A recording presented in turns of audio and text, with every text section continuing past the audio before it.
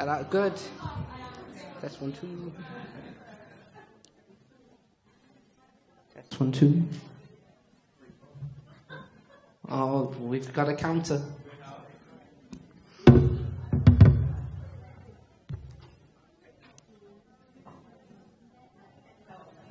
Test. Ah, see? See? Oh, always being outdone by someone. I didn't even know that 3 came.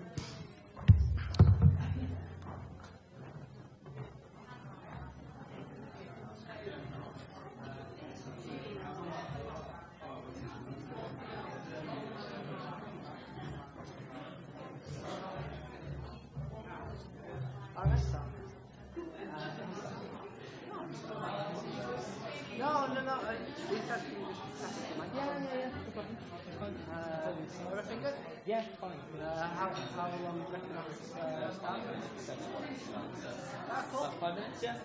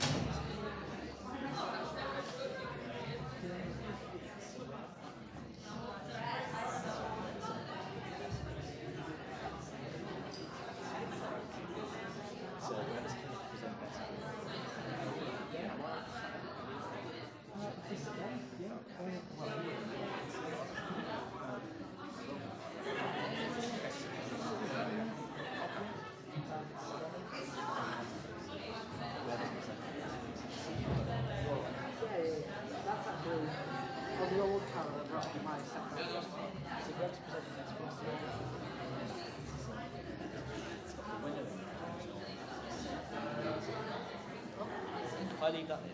Yeah, fine.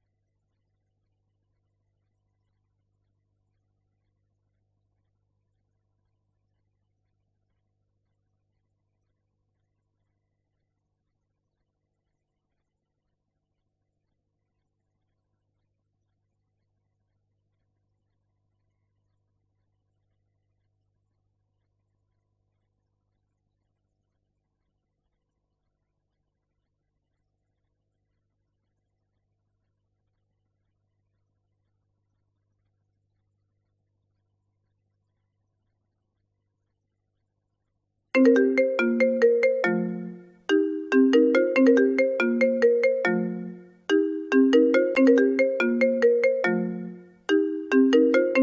for God's sake, that phone's been going for ages. Whose phone is that? Who is it? Oh, it's me. It's me. Oh, sorry, guys.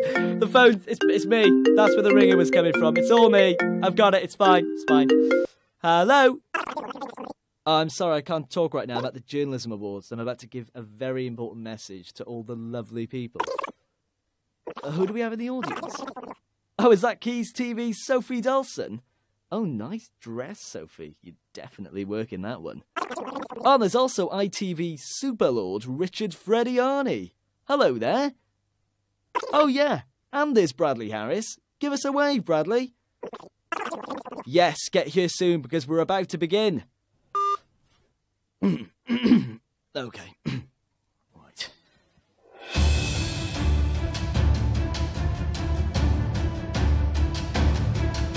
Ladies and gentlemen, the Journalism Awards are about to begin. For your full enjoyment, please make sure you are sitting comfortably and that your mobile phones are switched to silent. Please welcome to the stage your host for this evening, Tom Short. Come on down, Tom.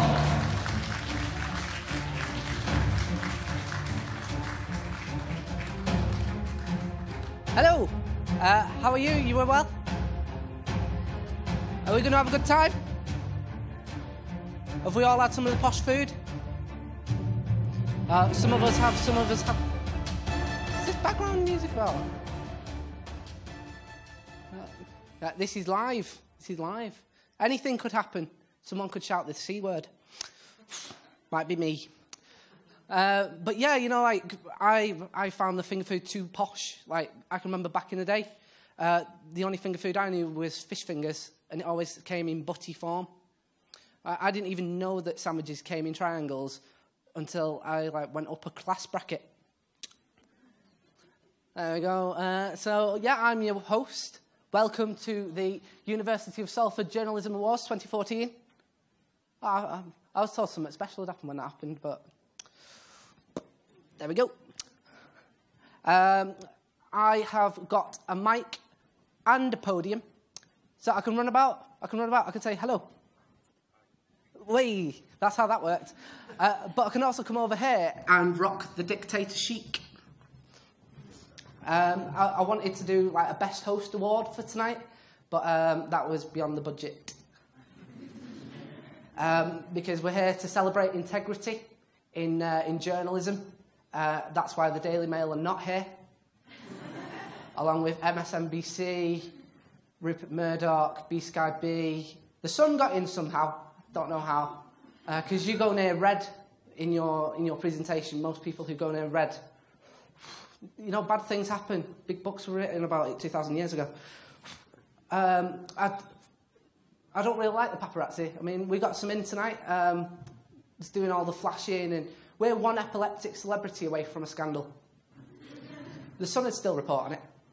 Just going, those shoes are not the shoes to twitching. Okay, I'm going to get you warmed up for your first speaker for the night. So could I get a clap from all the people at the back?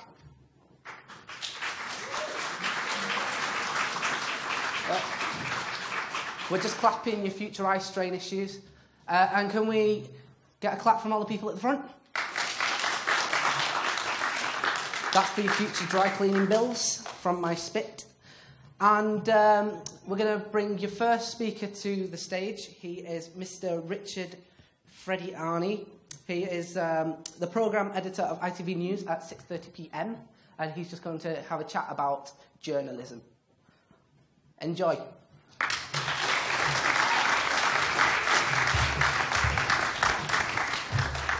Good evening. First, let me congratulate everyone involved in organising this evening's University of Salford Student Awards, and also so many of you attending and turning out far better than I remember as a student in my day many years ago. It's encouraging to see such a commitment by the students that is so well supported by the university and the industry. In celebration, I would offer to buy many of you a drink after this evening's events, but judging by today's front page of The Sun, I don't think it's so wise for someone from ITV to offer to buy students a pint or two. Awards will always be controversial, win, and they are rightful recognition of your work, a public acknowledgement of what you achieved, lose, and it's all the fault of the judges. My first award was when I was around 10 in the mid-1970s, Junior School Subbuteo Champion. Most of you have probably never heard of the game. A quick Google may resolve that. It was, in fact, the only thing I won at school, but nearly 40 years on, I still proudly remember that moment. I walked up to receive my £2 book token. Since I began my journalism career, I've been lucky to lead or be part of teams to win a variety of awards, memorable, ecstatic, emotional moments. Equally, I've never forgotten the crushing disappointment of being nominated and not winning.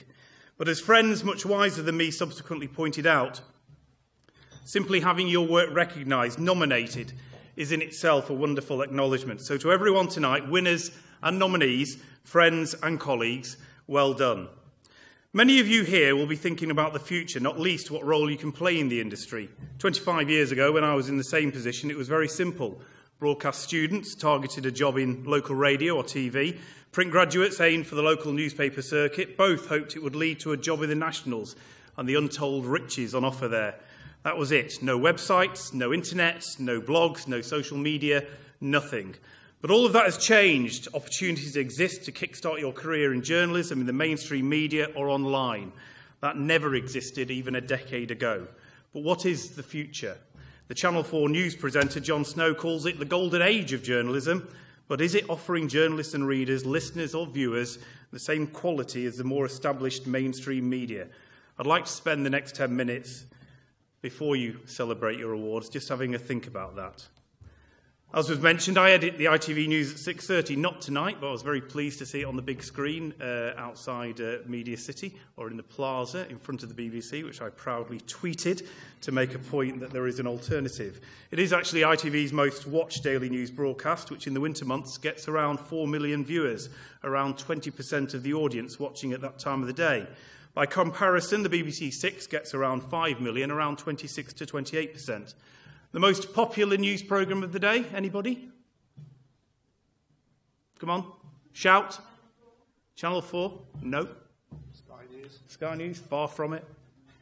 No, I'm not letting you cheat, Mayman. The most popular slot is actually the BBC Regional News. Not the one that Michelle Mayman produces, but the collective number of people watching BBC Regional News at 6:30 is around about 5.5 to 6 million, nearly 30% of the audience. In other words, despite the arrival of multi-channel TV more than 20 years ago, the completion of digital switchover in all homes 2 years ago, at 6:30 each night, 50% of the available TV audience, around 10 million people, are watching either ITV or BBC for news. Add to that the smaller number watching Sky, BBC News 24, Channel 5 at that time, and by far, the number of people watching news at that time outranks any media rival. Now, how does that compare to some other well-known TV news programmes? In fact, a couple of those that were shouted out. Channel 4 News at 7 p.m, 600,000, about 3 to 4% of the audience. Newsnight at 10 p.m, around 700,000. An average hour of Sky, around 50 to 150,000. 1 to 2% audience share. Then let's look at some other key facts. What was last year's most watched TV news broadcast? Woolwich? No. Anybody? Nope, not Mandela, Andrew. The Royal Baby, watched by 7.5 million viewers on ITV at 7:15, more than any other channel and more than, in fact, all the other channels put together. Last year's biggest news story already mentioned, the Woolwich terror attack. 5 million saw that footage first broadcast on ITV. It was lifted or used by every rival broadcaster, radio outlet and print rival. The image went on to win 2 major RTS awards and the TV BAFTA last month. So, where do we get our information from? I sit there soaking information from an array of sources, our news desk and reporters, newswires, PA, Reuters, AP, the daily newspapers, rival broadcasters, Sky, BBC 24, Al Jazeera. But in recent years, Twitter and Facebook are now on the screens in front of me as well. I use TweetDeck to follow key journalists, rival outlets, opinion formers. For instance, on Monday, we spotted the story on Twitter about Rick Mail, minutes ahead of being told by anyone in my newsroom. MPs were discussing the passport crisis at the weekend, days ahead of it being on the front page of the Mail today. The death of Margaret Thatcher was online before it was on TV, and increasingly it's being used by many to comment on, react talk about the main stories of the day. So the rise of social media for journalists and consumers has changed the landscape, certainly one that didn't exist when I graduated in 1990. But the influence of social media, the availability for consumers of news on the internet, tablets, smartphones, raises serious questions and challenges for journalists. A report just today by Reuters has some stark findings. 37% of users surveyed access news from a smartphone each week. 1 in 5 online users say a mobile phone is their primary access point for news. More than 80% have watched TV news on a smartphone or tablet. Nearly half have read a newspaper that way, and more than a third have listened to a radio bulletin through those devices. Think about it. None of that was possible just a few years ago. Then, without thought, we were playing snake or ping pong on our mobile phones, and we thought that was a major achievement. Now, 2/3 of users follow a news brand, underlining for broadcasters like ITV and the BBC why we need to take social and digital media seriously. Then look at the divergence between what broadcasters regard as most important and what online users prioritise. On Monday, we all led on the Trojan horse extremism report. On the BBC website, the most shared story was the death of Rick Mail. Admittedly, that was our story too. But story 2 on the BBC most shared site was "Bad sleep dramatically alters the body." Today, the terrible events in Iraq dominate online. Story 2 on the BBC and ITV is the passport crisis. But the second most shared story on the BBC website today was "Your Great Miscalculations." And the second most read story was about England fans decorating their homes, their streets, even their dogs in England flags. Admittedly, I did do that as mine finally on News at 10 last night. Before I carry on, let me state, I am a fan of well-run, well-managed sites. Blog Preston, for instance, which is in my hometown, covers stories of interest in my neighbourhood that I would never read. But having laid out the growing influence of digital and social media for journalists and consumers, let me look at the challenges we as journalists are facing. I am, like many, a convert. From the honourable position of being a social media Luddite, I've become a regular tweeter and Facebook poster. Initially, I resisted. My appetite for information was contained by the simple fact that there are only so many hours in the day. I would start listening to Radio 4 or Radio 5. On the train, the tube, I would scan 4 broadsheets, 2 tabloids.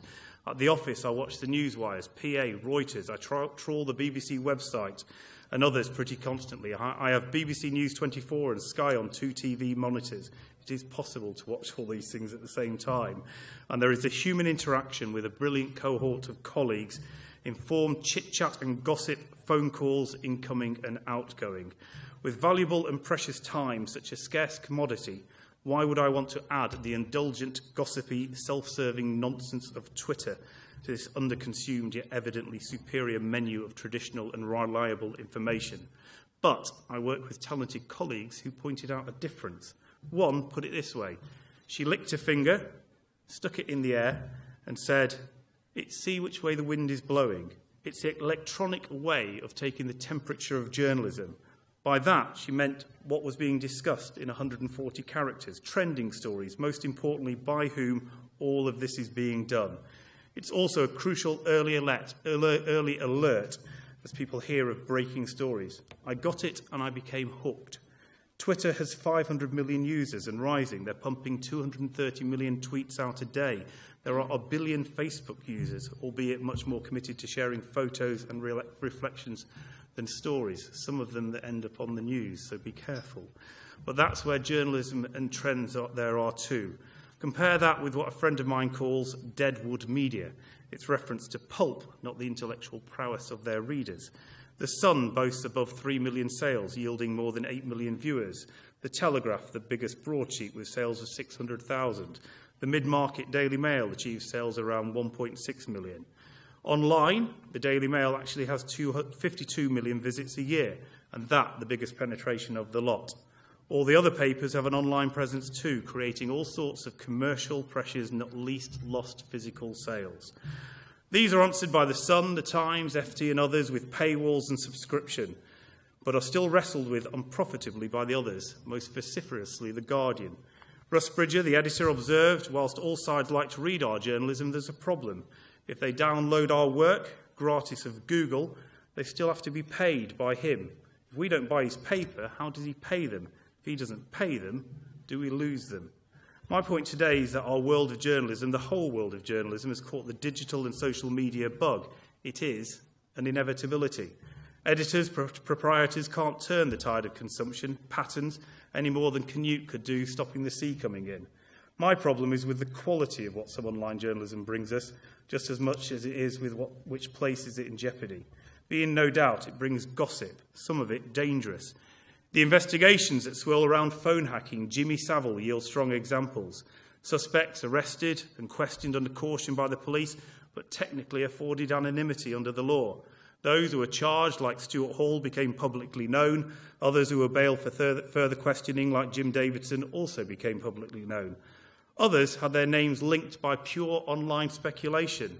When a 73-year-old was arrested by Operation U-Tree, the Jimmy Savile inquiry, Twitter came alive with rumours about which high-profile 73-year-old celebrity it could be. Names were freely shared. The problem is, no one, certainly not the police, had said it was a celebrity. And certainly, the most high-profile celebrity named on Twitter had absolutely nothing to do with it. It was all idle and dangerous speculation shared as gossip, but sold by some as fact. Now, you all want to know who it is. Google it, and I'm sure you'll find it. But beware, you may end up at Her Majesty's pleasure rather than on the beach. And therein lies the problem. Those names could even might sue. But who do they sue? And with what costly chance of success? And of course, internet journalism suffers badly from the never wrong for long syndrome, an established bane of TV news channels and the currency of gossips now polluting Twitter sphere. Write it, publish it, discover it's wrong, either say sorry or just delete it. But it has been out there for readers. It has done its damage. You may miss the deletion or correction. The damage is thus even more lasting, as having read it, you go to the pub, share it without having realised that a correction was published, and after you leave home. This is dangerous and a difficult fault. Then there are blogs, fascinating swathes of original writing. But what are their provenance? Under what rules, if any, were they crafted, edited, published? It's a free-for-all jungle that can often be given the same status as more considered, reliable, checked and tested pieces of journalism. Finally, there's citizen journalism, not least in video form. In the current conflicts in Syria and Iraq, for instance, we are sometimes fortunate enough to get a correspondent in, and he or she is skilled enough to get a report out. On many other occasions, we are offered the brave efforts of the citizenry via Skype or YouTube. But how do we verify the footage, its authorship?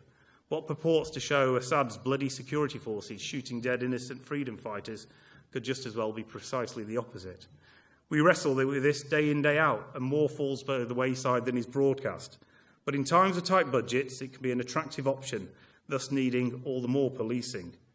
But what is lost in all this? What is the risk? We have for sometimes experienced both the declining consumption of appointment-to-view bulletins on TV and the declining sales of newspapers. Tough, it's a competitive commercial world, but I'd argue it's more than that. What TV uniquely offers is impartial, considered, balanced journalism. The BBC under the Royal Charter, us under the Broadcasting Act, both of us under Ofcom. Buy a paper and it may well fuel your prejudices. From angry Tory of Tunbridge Wells, who buy the Telegraph, to the grumbling lefty of Lewisham lapping up the Mirror, the Basildon white van man reading the Sun, to Middle England being pandered to by many of the meanderings of the Daily Mail. But all their pages grown with the weight of considered, substantial pieces of thought and analysis, all weighed down by prejudice. An intelligent reader can factor that out or relish it because it agrees with it and expands what they already believe. The key is it's substantial. None of it is kept to 140 characters. Seldom even news in brief gets more than that. So Twitter, Facebook, blogs and citizen journalism give a platform for some to generate content that until recently had no outlet. And they are that finger in the air, a guide to what is being discussed. But for most, it remains a tittle-tattle that for the wrong receptor, that will be it. A sampler, or swatch as tailors call it, of material that never leaves you with a three-piece suit. What is at stake is considered, rooted, researched, objective, authoritative journalism. So in conclusion, let's be realistic. You can't control the internet without the authoritarian ruthlessness that, for example, sees the Chinese bar any search for references to Tiananmen Square on June the 4th. We in the mainstream media must use it, embrace it, encourage it, because it presents fantastic opportunities. Citizen journalism is growing from a well-researched blog to remarkable footage caught on the smartphone. After all, as I mentioned, ITV News benefited hugely from it last year with the remarkable Woolwich footage. But remember, while everyone has a digital smartphone, so can take a picture, there are still times when you still need a photographer. Similarly, society still needs what institutions like the University of Salford is providing, well-trained, accurate, reliable journalists who sift, sort and collate journalism sources to produce the news on TV, on radio, in newspapers and, yes, online as well. That is beyond question, trusted and a true draft of history. So whatever you do, be first, be factual, be fair, and hopefully along the way have your work recognised with an award or two. And if that doesn't happen, blame the judges. They don't know a good piece when they see one. To all, I wish you an enjoyable evening. Good luck if you are nominated.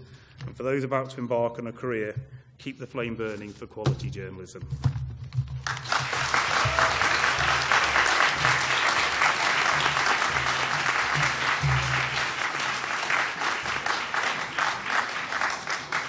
Can we give it up one more time for Richard Frediani?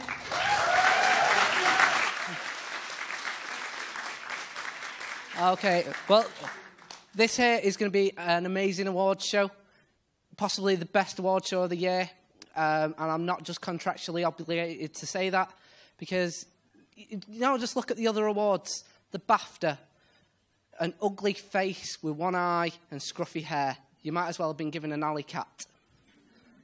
The Oscar, a big naked man, a reminder of how you got that role. Times Man of the Year, Hitler won that. He did not need that publicity. And the Nobel Peace Prize given to Barack Obama for ordering the killing of an Arabian prince in some barracks just outside of a Pakistani barrack. Can't see how that will lead to anything unpeaceful. And we're going to be moving on with the first award now. It's the Television Award, Best TV. I like TV, you know, but there's a lot of, you know, pap on there, isn't there? Yeah, it's the go-to for just cheap reality rubbish. When society crumbles, there'll just be Towie written in the ashes. The same for Pompeii, I believe. And the person who is presenting the Best TV Award is Michelle Mayman, the editor of BBC North West Tonight and executive producer of BBC Sunday Politics North West and BBC Late Night Kickoff. Going to give it up for Michelle Mayman.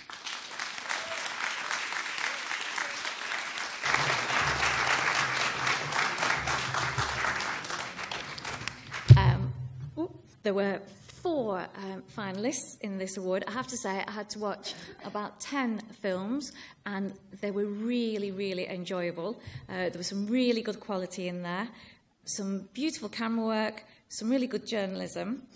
The 4 finalists, I'll give you a quick potted history of their films and what I liked about them, and then we'll move on to the winner. So there was, the finalists are Sophie Dawson for Fine Town. This was set in South Africa. It was a film with stunning imageries and excellent camera work and some really good characters. Alec Heron, Brazilia's migrant camp, a revealing film which took us into a world which we hadn't seen or experienced before, and it was a story that I haven't heard before. It was very strong on journalism. Fizas Tahir, who did the Sufi Surfer, original concept, really original imagery, and it was, again, really good and strong on journalism, some great images. Emily Bergin, the Schofield brothers, some superb images.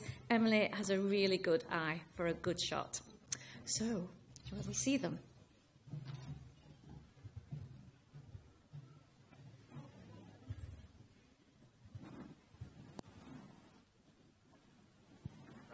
Temporary shelter in the Brazilian Amazon city of Brasileia on the border with Bolivia. Opened in 2010 to serve just 300, the shelter now hosts almost 1,500 migrants awaiting official work documentation.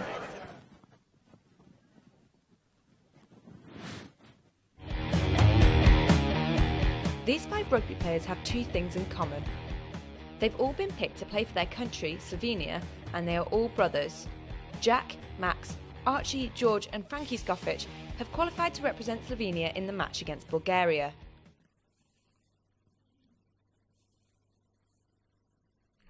For me, it's all one, as Allah is one. Qul wallahu ahad, Allahu samad, lam yalid wa lam yulad, wa lam yakul lahu kufuwan ahad.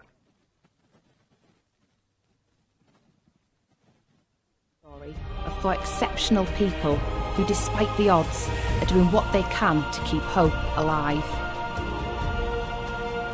These are the people who put the fine into Fine Town.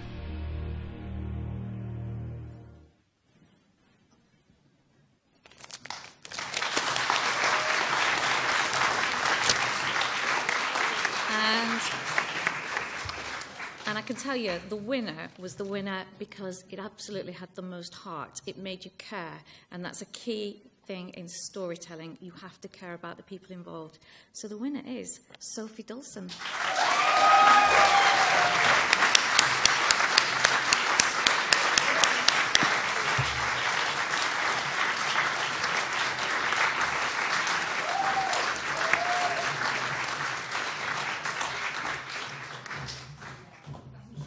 Well done, it was beautiful as well. Thank you very much. Congratulations. I would have to say thank you. Yeah, thank you to the judges who took the time to watch the piece. A lot of blood, sweat and tears went into it. It was like an emotional roller coaster, but yeah, the end piece was something I was proud of, and Fine Town is now very close to my heart, and I hope that that was evident from the piece, so thank you very much.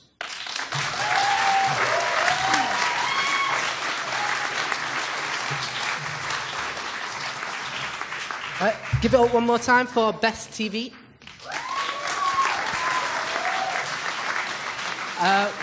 We're going to be moving on to Best Print Award.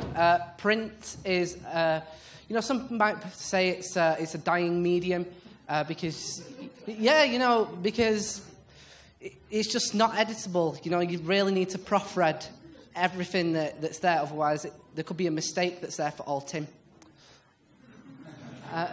There's like respectable publications like OK, which makes you feel not OK by looking at people who are more than OK, and they're really OK houses.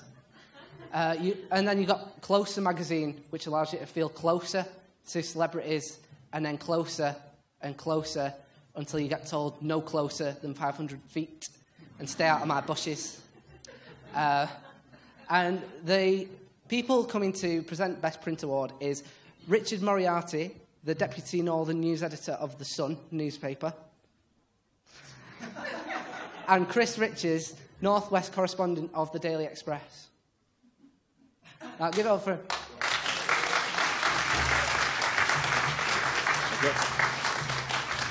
Hello. We are delighted to be here. Both Richard and I have worked with Paul, who works at the university here. He was a fantastic reporter with us, and he's a fantastic lecturer. Till he got sacked for fiddling expenses. No, I'm joking. That's not true at all. Just like to apologise. I do have a red face. I'm not going to be clutching my left arm any moment now. I caught the sun today playing beach football with him. Anyway, right. There were exceptional, I should say, pieces that were put in this category, which we read. Very unique ideas, fascinating topics as well, which we narrowed down to 4. Yeah. Okay, and I'll give you those 4 now. That is Talia Nazar for A Night with Nikki.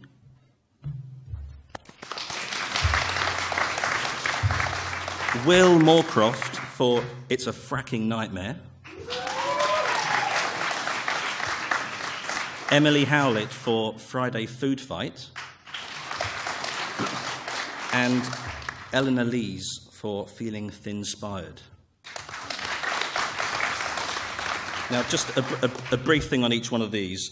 Will's piece, It's a Fracking Nightmare, that was really interesting. That was like an MEN-style article. And it was very informative. It was really well written. It looked great in the way it was laid out. It had like a little Twitter feed of comments and things on the page. And the piece about how fracking worked and stuff like that was really good as well. Talia's piece, Night with Nikki, that was about her meeting a 35-year-old Brazilian prostitute who now lives in Manchester, came over with her family. That was really, really interesting as well. Great, unique idea to go out and meet someone, and it really changed your mind and gave you, lots of things to think about on that particular subject. Emily's piece was really fun, and it was really well written as well. It had some great descriptive pieces in there of this Friday food fight, which is an event in town with local food businesses, and people go there, they listen to music, they eat unique food they never really had tasted before. And that was a really good idea as well. I really liked that idea. And Eleanor's piece, Feeling Thin-Spired, was a sort of like Elle magazine style article. Again, that was about online blogs and people who are trying to encourage or discourage people to lose weight and the effects of that as well. Anyway, I will now hand over to Richard here, because I've been doing all the talking, which he's delighted about, It's worked out well, to say who the winner is. So the winner was, it was the last one we read, all 17 of them, Talia.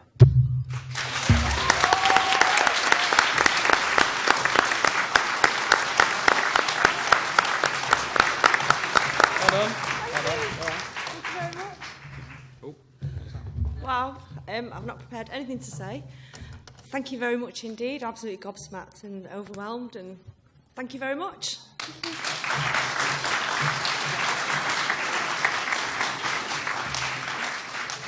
Give it up one more time for Best Print Award.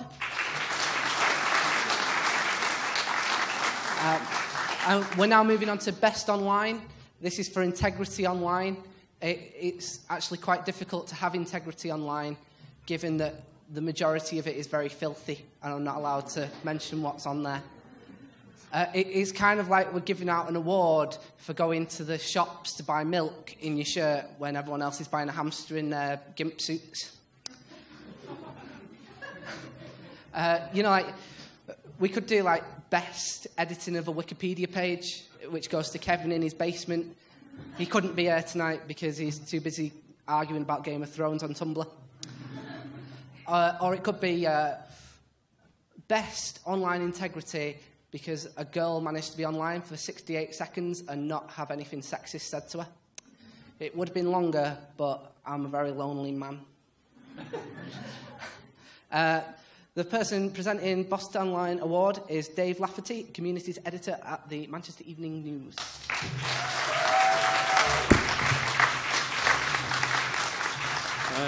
Evening, everybody. Like everybody, really enjoyed looking at all the packages. The talent was fantastic. I didn't see any hamsters in gimp suits, though. But anyway, maybe next year. So it's a really difficult job whittling down to 4 nominees, but we did it. So the first nominee is Faiza Ikram, and Faiza produced a package on homosexuality in Islamic culture that made a great use of interactive features, including a presentation that gave succinct information and videos to allow the subjects to tell their own story. So, well done, Faiza.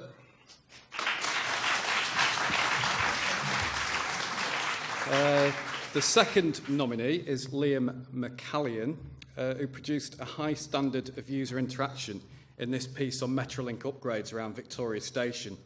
This included a poll, a video of the area in question, tweets and user experience, and all this put together would make it a highly shareable article. So, well done, Liam. And the third nominee is Alec Heron, who I think has been mentioned before tonight, who produced an excellent piece called, I'll try and say this correctly, The Marginalisation of the Mank in the Media. Practice that a bit today. Which is well written, including some good examples to support the argument. It's likely to divide readers' opinions and share well, and it makes good use of video examples as well. So well done, Alec. And the final nominee is Rachel Heselhurst, who produced an informative piece on a new treatment for dementia. It engages the reader by making good use of interactive animated graphics to explain the story and an annotated image showing how the treatment would work. So they were all, 4 topical pieces, some more related to the local area, some national issues.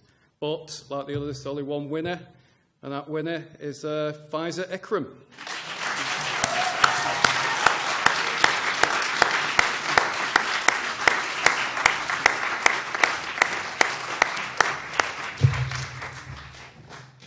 So, congratulations. Thank you very much. Thank you. All yours. Thank you, Ed. Yeah. I have to say, from all the 5 pieces that I wrote for this online project, this was the most emotional. It was probably one of my best pieces. But yeah, thank you very much for this award. It wasn't expected, but thank you.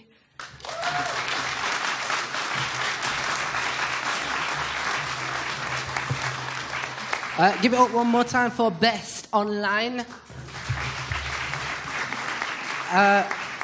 We're going to moving on to Best Radio Award. They say that radio is the most freeing of the mediums. You can do anything in radio, apart from show a picture, but it don't matter. It also is, you don't have reality radio either. That'd just be white noise and shouting. I thought that joke was better when I wrote it. The person presenting Best Radio Award is Heidi Dawson, editor at BBC Radio 5 Live.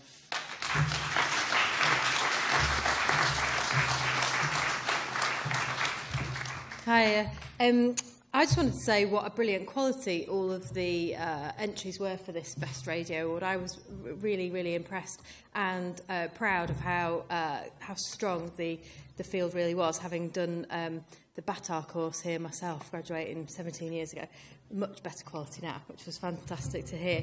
There was such a variety of stories and a real breadth of the journalism within it, which demonstrated a real range of passions amongst all the students, which made it a really interesting job to judge it all. There are 4 nominees that I want to mention. I think we'll hear some clips of them. They are Sophie Whitfield, Arman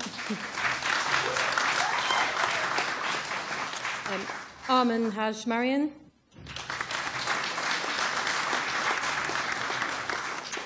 Kate Berry, and Dan McLaughlin.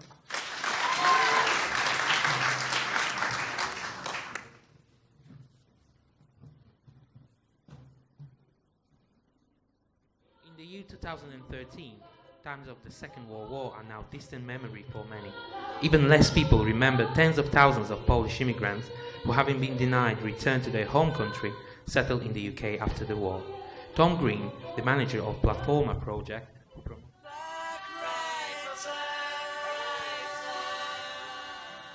As the People's song goes, in which the protagonist says he's going to get a book published. But a lot has changed since 1966, and the writers of NaNoWriMo face different challenges to get their work published. The aim. Pits and brass bands go together.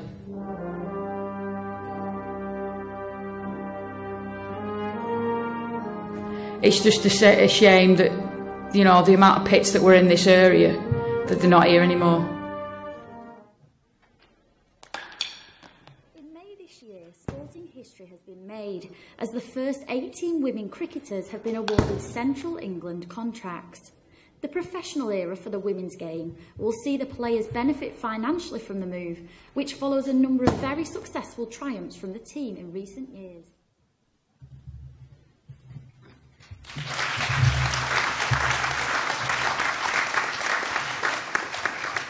And working at 5 Live, just to say, Sophie, great fix, by the way, getting an interview with Jimmy Anderson in that report about women's cricket. But the winner stood out to me as something that hooked me straight away. It was ambitious and creative in the way the report was produced. I really liked the good use of music and the variety of sounds and locations within the report. And most of all, it was an interesting story that was clearly told with passion by Dan McLaughlin.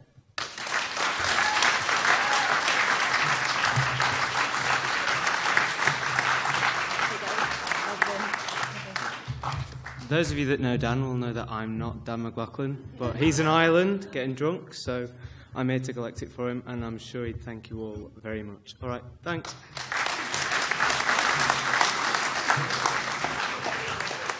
Give it up one more time for the guy who didn't win. We're moving on to best sports piece. And if I'm honest with you, this does not do sport well. Any articles that I wrote would be along the lines of overpaid man is offside for some reason. But like this year's a big year for sport, isn't it? It's like the World Cup starting this weekend. We all get to have... Is it? Some people are shepherding leather about somewhere on the world for something that doesn't look like a cup. It doesn't. Get a cup. But yeah, like... the only reason why I like the World Cup is because everyone's got the England flags in the window and we can all feel shame that UKIP got into the EU.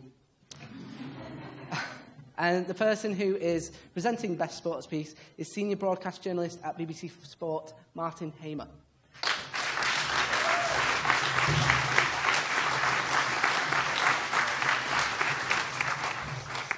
Hi everybody. Just like to say what a great evening it is, and well done to the organisers. Fabulous event, and particularly impeccable timing that this is going to finish just as the very first World Cup match is about to kick off. So well done with that. Thanks for inviting me as a judge as well. The best sports piece category was one of variety and diversity. Among the sports covered were rugby league, powerlifting, water polo, and, of course, on the day the World Cup in Brazil kicks off, football. There was a mixture of written articles and videos, so in the nominees there were 2 of each. And basically I enjoyed all 10 that I had to judge. Learned a lot, and, you know, clearly a lot of work was put into them, so well done to everybody who was involved in that. So, the 4 nominations, or semi-finalists, if you like, to use footballing terminology, in no particular order at this stage. Siobhan Maguire,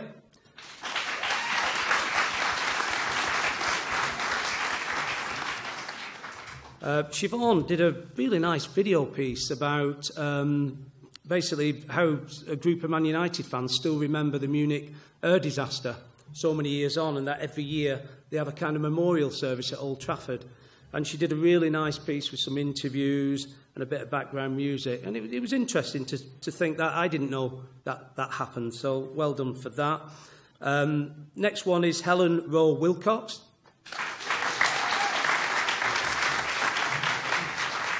Helen's piece was well written. It was actually about Rochdale Hornets, my neck of the woods, and it was basically a preview of the season.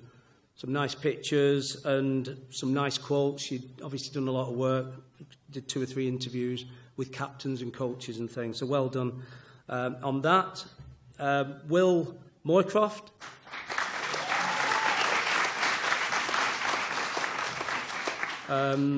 Like Siobhan's, Will's was a video piece, and this was on the Great Britain water polo team, who were actually going to basically lose their funding because of the unlikelihood that they'll get a medal at the next Olympic Games. So it was punchy, it was to the point, it was well scripted as well. And the last of the 4 is Simon Rowbottom. Simon wrote a very interesting piece, basically about the Manchester club that football has forgotten. Apparently, once upon a time, many years ago, when there was a Man United and a Man City, there was also a Manchester Central. Again, I never knew that. And basically, Simon did a nice feature looking back at, you know, how that club formed and how the, surprise, surprise, the 2 big clubs decided they didn't want any competition on their patch anymore, and therefore Manchester Central didn't last very long. So, well done on that. It was a close call among those 4, particularly 2 of them. To use all racing terminology, it was a photo finish in the end. It was very, very close. And basically, the winner, because it was newsy, and... Sorry, are we going to see the 4 as well, Simon? Yeah, so before I announce the winner, we'll see the 4 nominees. Eventually. Have we got them? Oh, we haven't got them. Right. Possibly. We should have rehearsed that a bit better earlier, shouldn't we? OK, so straight to the winner then. Well done. It was punchy. It was a nice, rounded, crafted news video piece. And that went to Will Moycroft.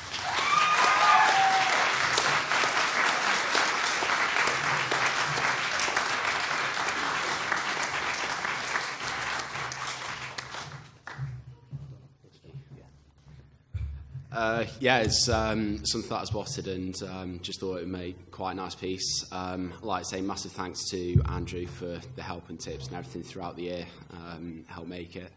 Yeah, thanks a lot.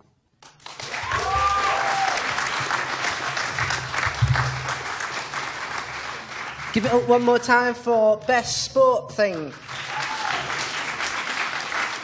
Okay, the next award is for Best Journalistic Blog. I have a blog called Points of Loo, where we review toilets with the other app that you're going to see. No toilet has gotten 5 flushes out of 5. I thought that was going to happen when we went to a posh place in Derby. Nope. Caretaker having a smoke. That knocked a flush and a half off that.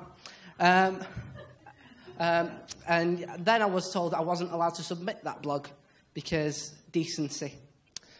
And the person who's going to be awarding Best Journalistic Blog is digital journalism tutor Liz Hanaford.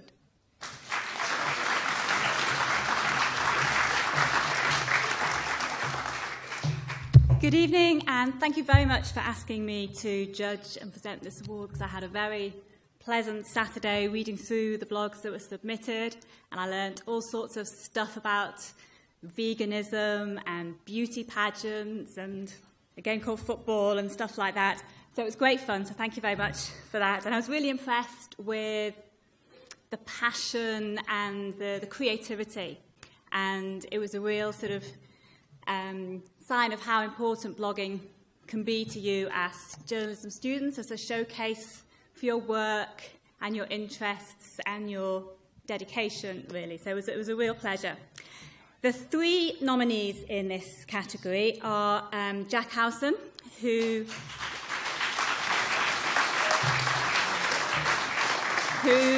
produced some wonderful original work from South Africa, really hard-hitting original stories which really gave you a window onto South African society today. Very well researched, very well written, really strong journalism. Quite sort of harrowing stories about corrective rape and issues like that, so really quite hard-hitting. The second nominee is Jabin Akhtar.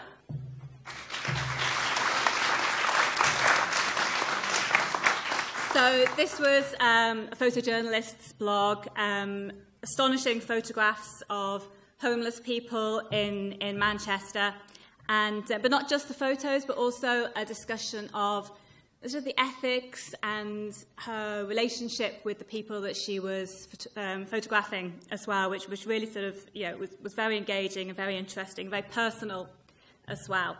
And the third nominee is Samira Hussain.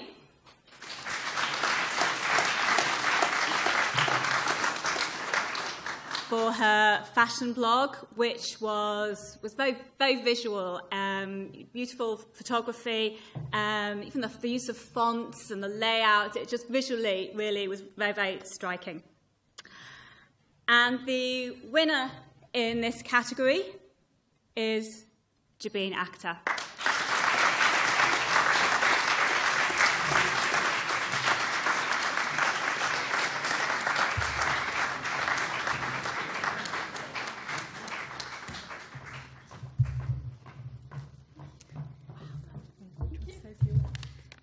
Wow, I'm so nervous. Thank you.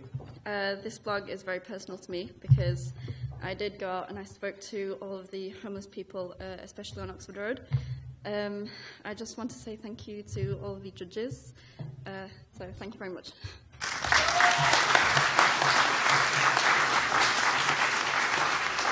Can you give it up one more time for Best Journalistic Blog? Are we having a good time? Are you entertained?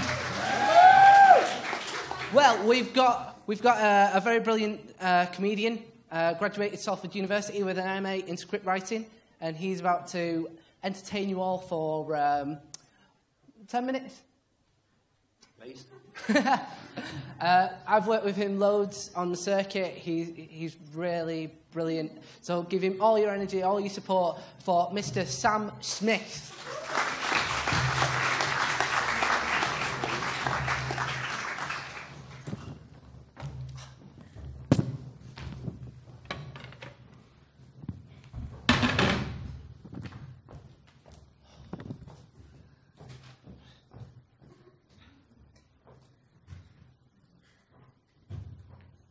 This is the news at 7:58. Patients on waiting list for new lungs told not to hold their breath. Plans for revolutionary new hearing aids fall on deaf ears. Head of Ramblers Association threatens to walk out. Script writing, MA. Flatulent man arrested on trumped-up charges.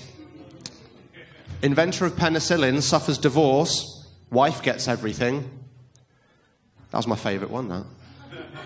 Councils to close lobotomy centres. Gives local residents peace of mind. Critics at Elderly Shoemakers Convention describe the gathering as nothing more than a load of old cobblers. Reanimated corpse complains to council about illegal rave, stating the noise was loud enough to wake the dead. Councillors say newly installed micro-toilets will be of little relief. Government look to unveil new wide-open grassy expanses of land. Press set to have a field day. The best two now. Lily Savage cautioned by police after wielding a gun in public.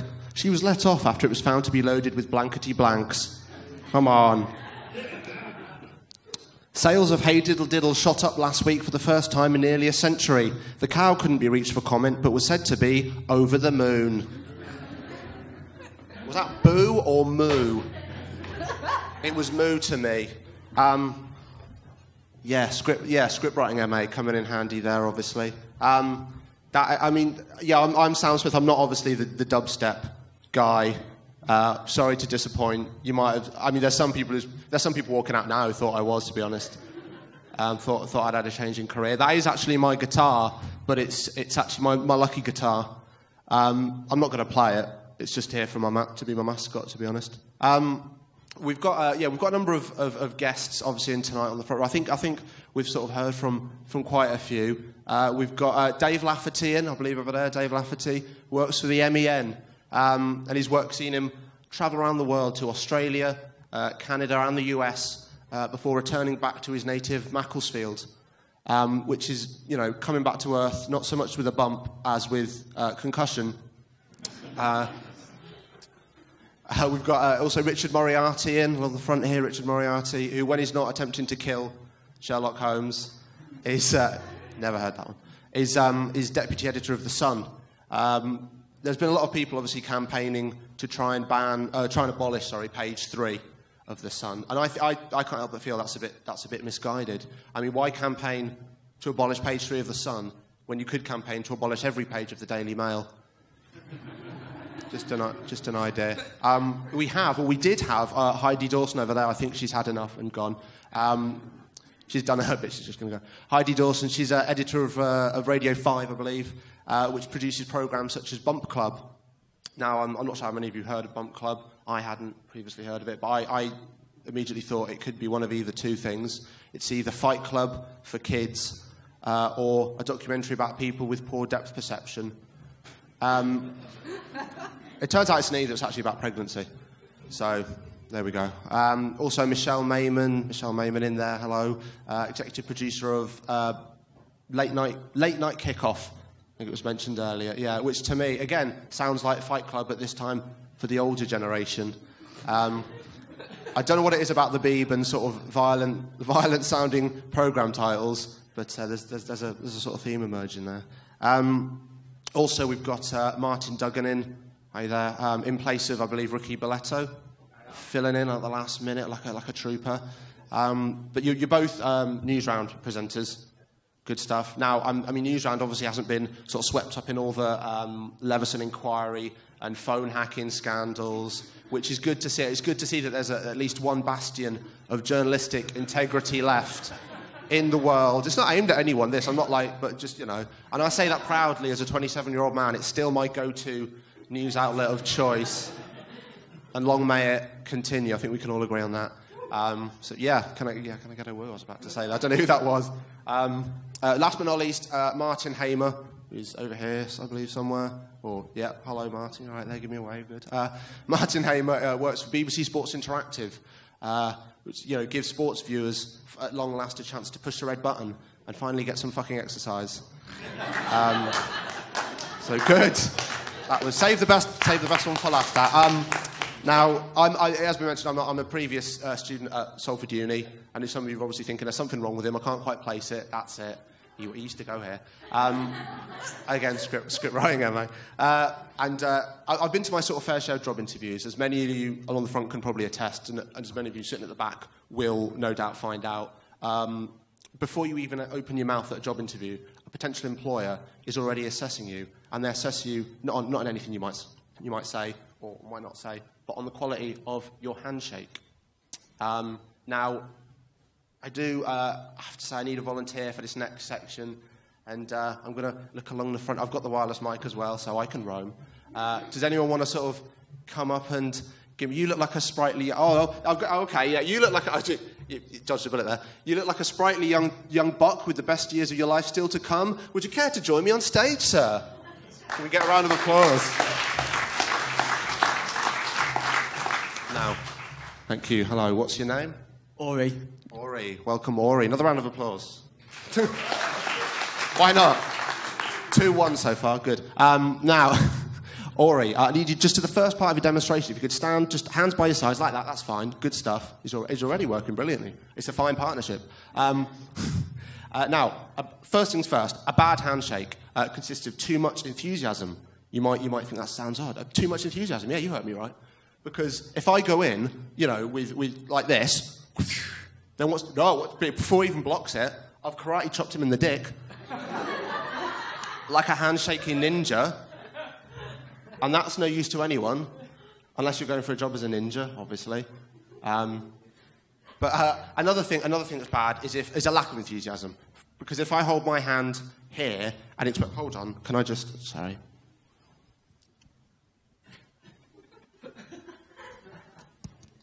Can't take too many chances. If I hold my hand here and expect Ori to do all the work, then watch what happens. If Ori, if you walk towards me, continue walking, continue, then yeah, it becomes much more than a handshake. It becomes intimate, and that's no use to anyone, especially if you're going for a job as a ninja. The perfect handshake, this is good for making points, actually. The perfect handshake consists of the following elements. So you've got a maintenance of eye contact. You want an equal distance between the two parties involved, and a firm, strong, non-clammy grasp. So let's try it out. 6 out of 10. There's room for improvement there, but I can sense you've got many more years of handshake. That's a bit odd. Of years of handshaking experience still to come. So, good. You can sit down. Yeah, another round of applause.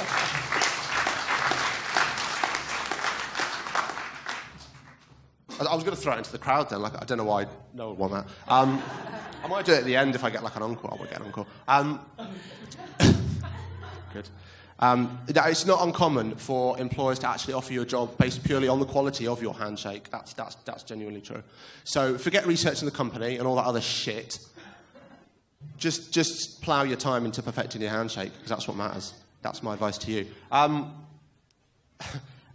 I've got recently, continuing on with the theme of interviews, I've got a position come open for my best friend. I've not got a best friend at the minute, so I've got a position opening. And I am actually taking applicants for an interview. So we've already had Ori up, so he's let off. But I think I should actually come to the guy who was going to come up first, who's now on his phone. Come on, you can do it. You can come up and be interviewed. I've got a prepared interview here. You could sit down if you like. Yes, there. That's the only chair. You can sit on the floor if you like. So make yourself comfortable. Oh, sorry.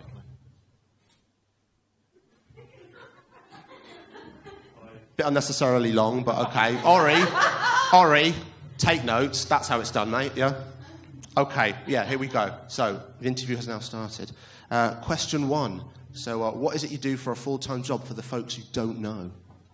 You can use that microphone as well. I'm a journalist. Is that the answer? That's an answer. I mean, there is no right answer. I mean, you could have said you're a florist. I don't really care. You're a journalist. Okay, good. Do you want to elaborate on that? No. Okay, good. He's a journalist. Given that your two roles may overlap, would you be prepared to leave work early as a journalist to, for instance, accompany me to a dentist's appointment? No. Okay, I'm making a note there. That's interesting. On a scale of 1 to 10, how fun would you say you were? Don't give him the right answer. Someone said 10 there. Just ignore that. Depends. About 7. About 7. Okay. Okay, fair enough. 7. We'll live with that. If you could have any superpower, what would it be? Bearing in mind there is a right answer.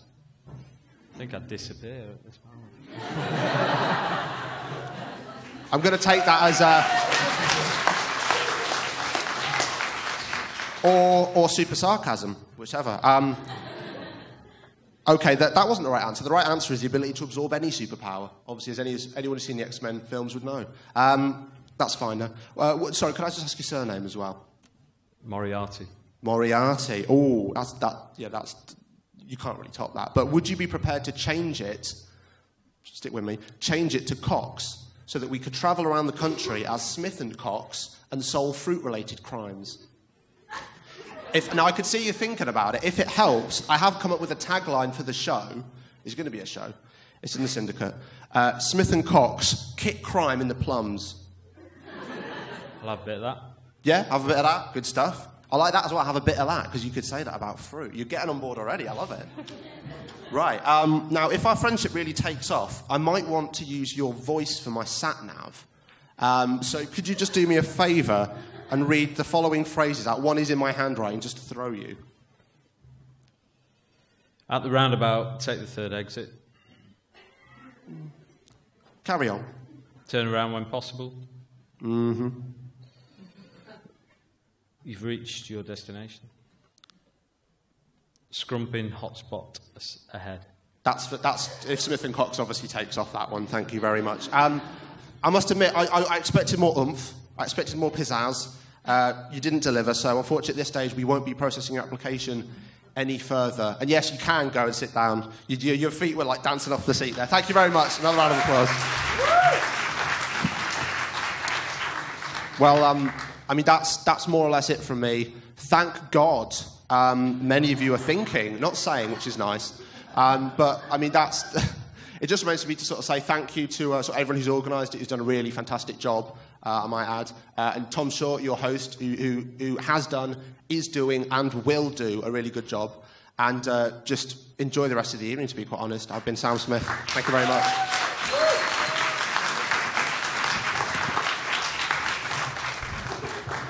Hey, good catch. Oh, where are we going? Oh, I've got too many things. This has become awkward. Fucked up on the handshake. Could you give it up one more time for the fantastic Mr. Sam Smith? And we are immediately back to the awards, because there's loads of them. The best example of mobile reporting is the next one. This, on my brief, was Mojo. And the temptation was to write some Austin Powers stuff. But this is not 2003, baby. Whereas I'd much prefer to do just a simple chicken cross the road, LOL, MAO, smiley face, confused B sign. So yeah, that's what happens when your brief and what's on your card don't mix. So best example of mobile reporting is going to be presented by news correspondent and presenter at ITV Granada, Elaine Willcox.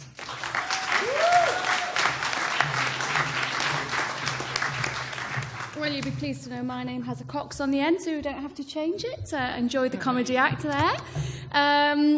This award, very nice to be asked to look through the nominations, really enjoyed it. Best Mobile Reporting Social Media, which, as Freddie spelled out in his speech, complete with statistics, which we're all hanging on your every word, has had a huge impact on our industry in the last few years. Yes, he really does watch all of those news outlets and bollocks his reporters and keeps in touch with them and sends a few emails and talks to several people on his phone while doing the family ironing. And that is true. But as we know, mobile reporting obviously allows us, he's putting his head down now, allows us to capture events very, very quickly, and also lets us, as we saw in Woolwich, can set the news agenda too. If you're a journalist out on a story and you don't send a picture and you don't tweet, then the newsroom certainly want to hear why that is the case. Things have changed very quickly. Our three guys sitting in the front row here, our friends from PA, are slowly getting into the habit of tweeting. They watch us in horror as we're sitting in court, trying to listen to what's happening, watch all the reaction, and tweet as well. Let's just run through our four nominees. We're going to have a little chance to have a look at them. Let me run through their names. Fizza Tahir, who was also in the television reports, Dominika Pieska, Kate Berry and Sam Rossbottom. Let's have a look.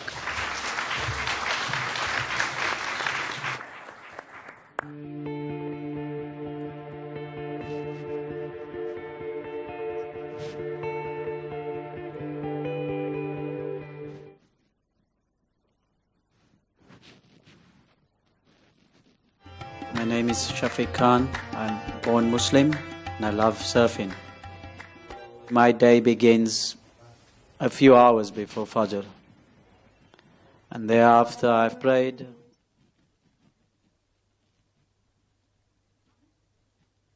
Everyone's always been interested in fairies.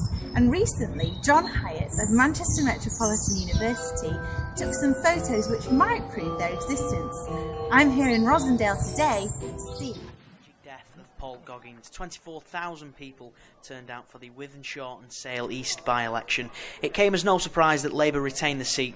Mr Goggins had held it for the past 16 years. Mike Cain won by 8,960 votes. He gave Imagine... Okay. And I have to say, just because they're really short extracts, it really doesn't give you a real sense of how good those pieces are. Let me just run through my thoughts on them. Dominika Pieska did this storify of the missing Malaysian airline. It was a really comprehensive, interesting storify of an ever-changing story. Lots of different sources, lots of good pictures, really nice, concise updates. It would have made a really good timeline in a wider piece, which is a really, really good skill to have. You'll see it on most websites now when journalists do a nice, concise timeline. So it was a really good skill to have and a nice piece of reporting. Just need to be a little bit more bolder in the storytelling. The next piece that I enjoyed was Kate Berry's fairy feature. That's not Kate there. That was a different reporter. Kate was filming it on a mobile phone. Fun, entertaining feature. The premise of it is that fairies exist. It was an academic talking about it. Really nicely framed pieces to camera, as you saw there. Nice searching shots looking for fairies, really nicely, creatively put together. Nice boxes. It just needed a little bit more with the academic and some shots of his research as well. But it was a really fun feature. Nicely done, nicely shot. Sam Rossbottom, he did the result of the by-election there. Really excellent piece of reporting, the Sale and Wythenshawe by-election. Great use of actuality, really nice piece of audio there. Strong script, really good interview. Good use of Twitter as well, got that out there, the result very quickly. But it was an audio report, which our friends in radio will say nothing wrong with that. But nowadays, we've got the technology, you can have pictures. It just would have been strengthened if we'd seen some more pictures in that report too. And then to our winner, which I think was an outstanding piece of reporting on a mobile, Fizza Tahir. Fizza did a piece about the Surfers movie, which you don't get a sense of it in that short clip there. It was a very intimate insight into the life of a surfer, into the life of a man and his wife in South Africa. You followed him in his business, you followed him in prayer, you followed him in the mosque. Really great access to the community, beautifully filmed on a mobile, which is incredible. Was on a mobile, wasn't he? On a mobile. Some GoPro, because that was the only thing I thought, it's so good, it's a shame it wasn't broadcast quality, because I'm sure BBC World would be interested in this piece.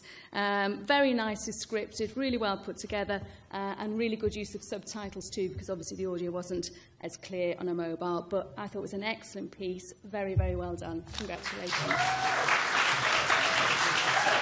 Do I do? There you are.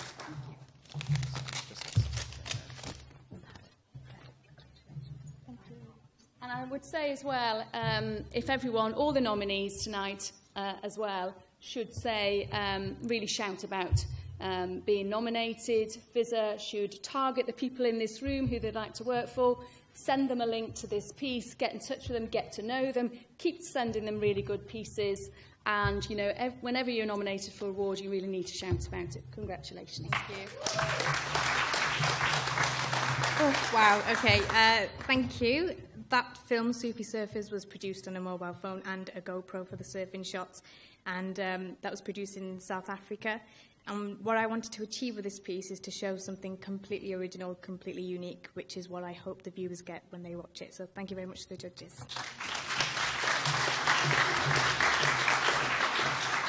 Give it up again for Best Example of Mobile Reporting.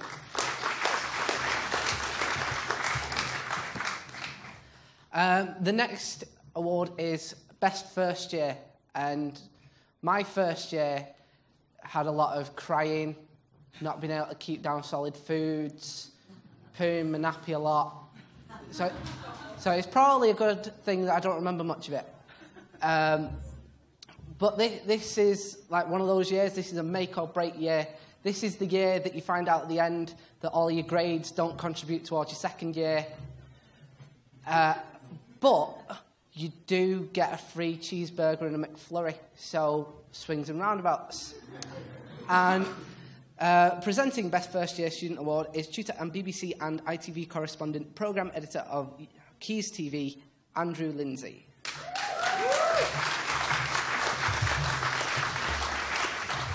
Hello, lovely to be here. I can only imagine I'm a late replacement, as I didn't make Sam Smith's monologues a new low for him.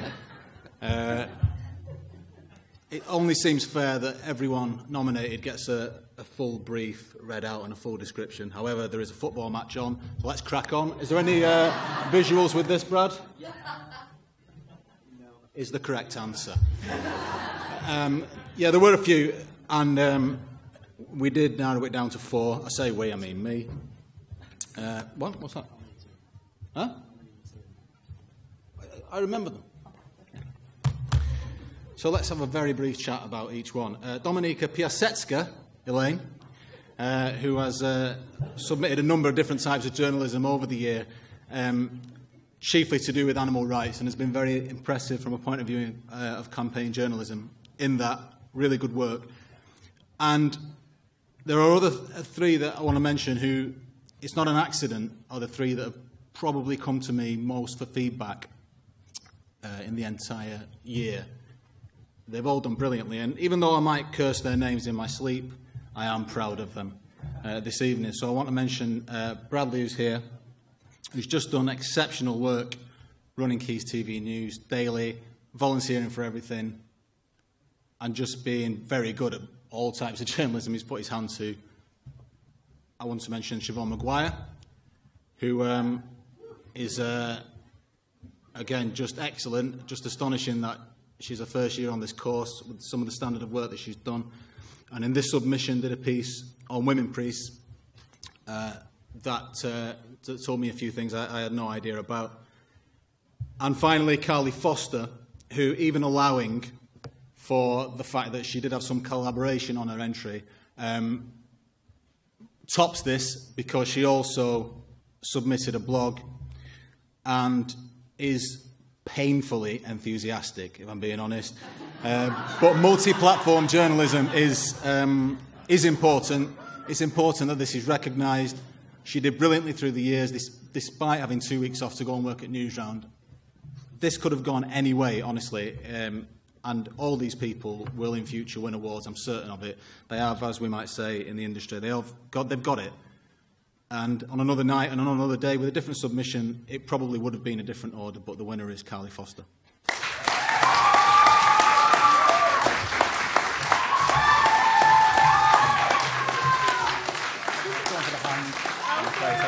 Enjoy yourself. Oh my God, thank you so much. I didn't expect it. I hope I'm not too painful. Yeah, like I say, this year's been really good, you know, going all the way from Cambridge to Salford, which is different. Just trying my best with you know, I work hard, try my best, as Andrew said, enthusiastic, so I'm glad it paid off. Thank you.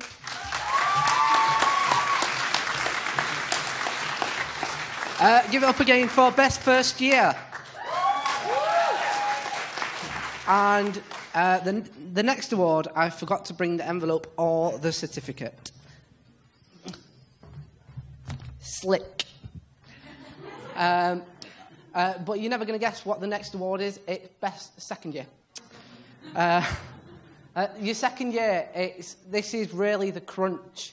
This is when everything, like, you thought you knew hard in the first year, it becomes harder in the second year. It's enough to turn you to drink, which conveniently shots for £1 with your student card, which you've not lost yet. So the person who is presenting Best Year 2 Student Award is tutor and BBC 4 and 5 Live's Caroline Cheetham.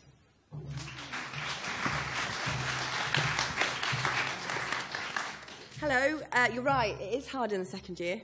And what was really nice about judging this was to see all the people I taught in the first year and saw what they submitted this year and saw how brilliant it all was. And what was lovely was there was a wide range of material from blogs to TV pieces to features, a real range from interviews with victims of crime to blogs about strange ways, to the RNLI, a TV piece, to getting a real insight into a group of fracking protesters. Really, really nice range of pieces. Are we hearing anything, Bradley? Or seeing anything? No, fine, just checking. In the end, the 4 nominations were Antonia Hunter for her piece on the RNLI, Jaina Patel for her interview with the victim of crime, Penny James for her TV piece into a group of fracking protesters, which was really, really insightful, really interesting. And Talia Nazar for her blog post on Strange Ways, the inside story. But like the others have said, it was really close, actually. It was really hard to judge. They were all 4 were beautifully made, really well put together, well constructed, real journalism in there, and some really good ideas, which were brilliant. The winner was beautifully crafted. It gave us a history into one of the country's most notorious prisons, Strange Ways. Informative, well written, interestingly described and designed, with a real strong interview at its centre. It's Talia.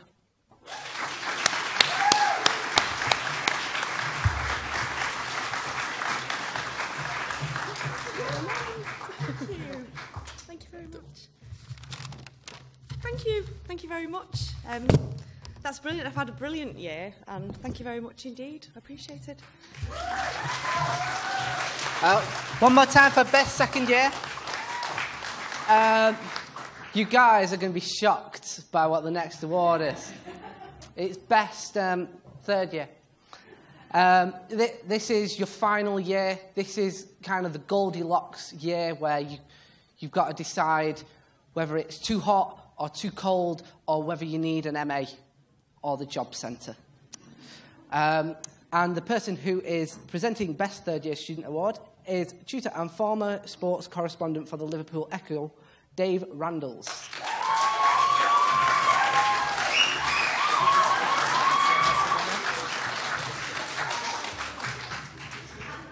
Thank you. So I believe there's a football match on tonight. Is that right? Yeah, nobody told me. Okay. Right. Yeah. It gives me great pleasure to judge the third year submissions of the year. It is the final year when everything comes together, and some fantastic pieces of work. All pieces of work have already been nominated. Some have already won awards tonight, which puts me in an advantageous position that I probably don't have to say too much. There is a football match on, of course. Kick-off is looming. It is the World Cup opening ceremony. But no, I will say a few words on each of the 4 pieces that have been submitted. Much has already been said about these pieces, but just to run through the nominations. First of all, 4 very different pieces of work as well, covering different formats. That's the beauty of these categories towards the end of the awards. Work can be submitted in a variety of formats, which makes the judging actually slightly more difficult. But to start with the first nomination, it was from Samira Hussain for her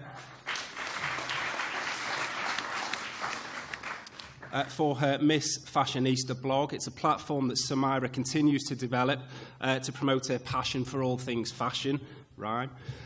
It is fantastic. It's fantastic, again, at this time of year, just before a student graduates, or when students really have graduated by this time, that we see them taking a well-produced and engaging basically portfolio body of work with them that they can present to employers. That shows, it really does show and highlight Samira's interest and her strengths all in one place. So well done, Samira, for that piece of work. Second nomination, Fiza Ikram.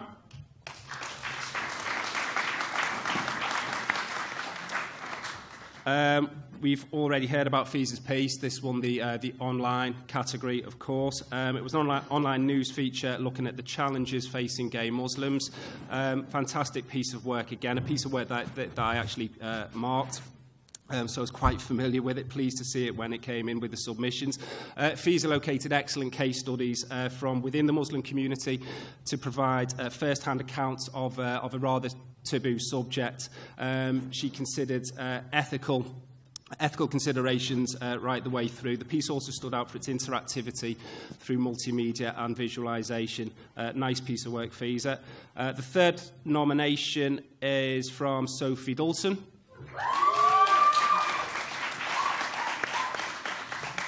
Again, we've seen a couple of, certainly one excerpt from Sophie's extended news feature, putting the fine into Finetown. In her own words, this is a story about 4 exceptional people who, despite the odds, do what they can to keep hope alive.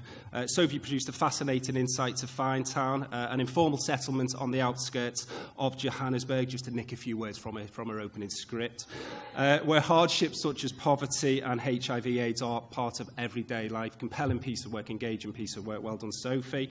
And finally, for this category, the final nomination is from Fiza Tahir.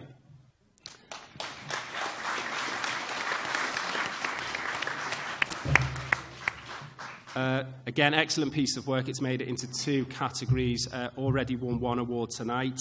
It was the extended news feature, Sufi Surfers. Elaine wrapped it up quite brilliantly, to be honest with you. I can't really add too much more to that.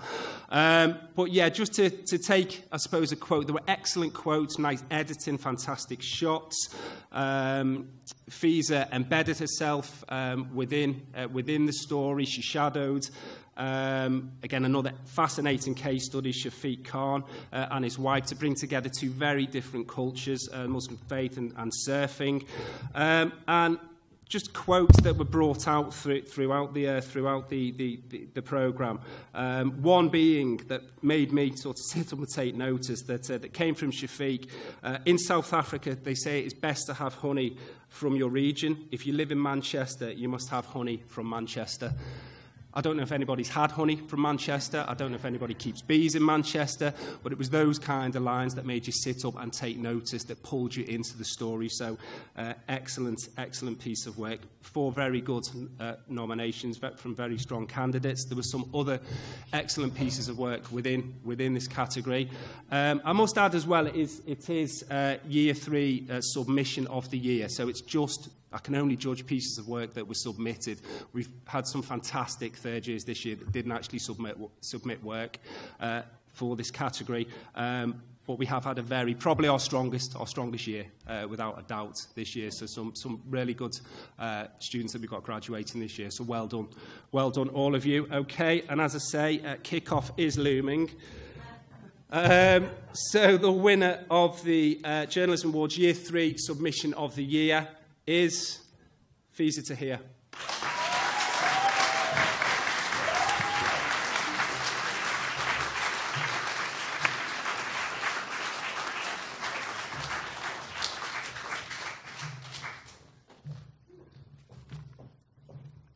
Okay, Fiza, well done. If you can find me any Manchester honey, please pass that on. Okay, well done. Thank you. So, Sufi Surfers again, not much to say, but yeah, thank you to Dave and all the judges. Thank you very much. Just again for third year student, best third year. The next award is for best postgraduate. You might be thinking to yourself, should I go for a postgraduate degree? If you've ever said these phrases, you should go for a MA. What do you mean a BA is only good for a job in McDonald's? Do you know what? I just love essays and I wish I could write more. Or, I just look fabulous in that cap and gown. The person presenting Best Postgrad Student Award is Programme Editor of ITV News at 6:30 p.m, Richard Frediani. We've already heard from that. Richard Frediani.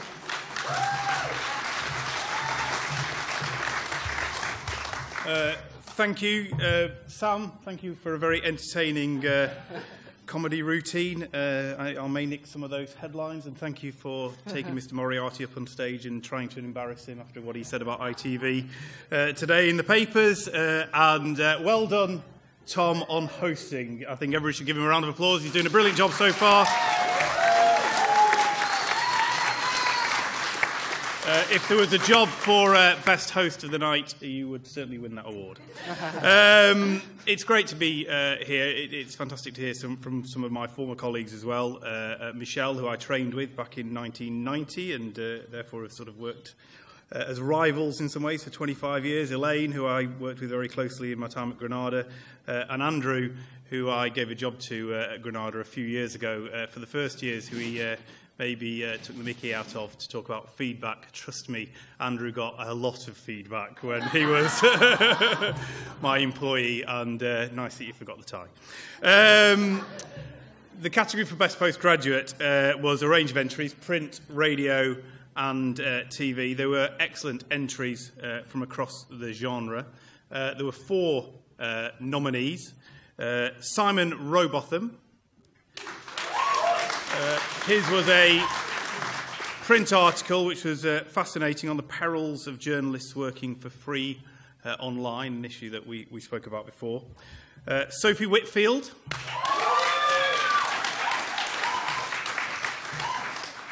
Hers was a TV report, well crafted on a charity event for St Anne's Hospice, thoughtfully put together with a good range of voices.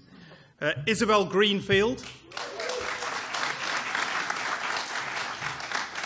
Hers was a radio report, a look at the work of Radio Lollipop, atmospheric, that captured the interaction between volunteers and children.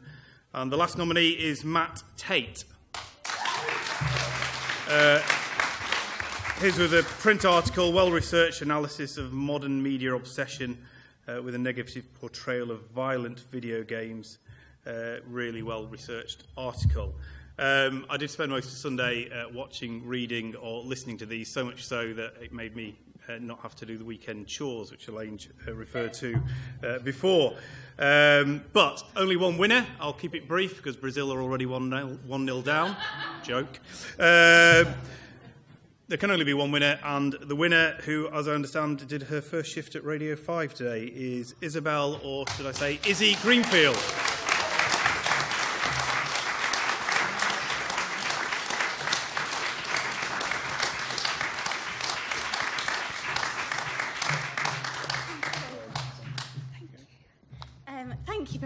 This is lovely and very unexpected because everyone on my course is great. But really enjoyed doing this piece, so very happy to win. Thank you very much.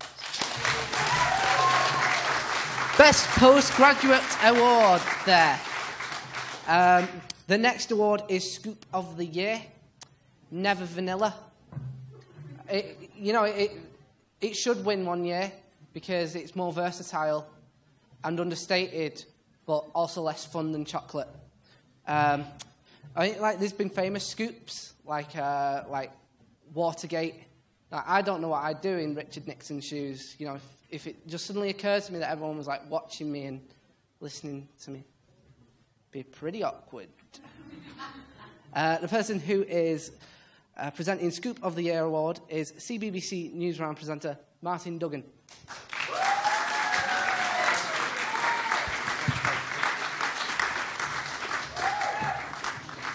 Hiya.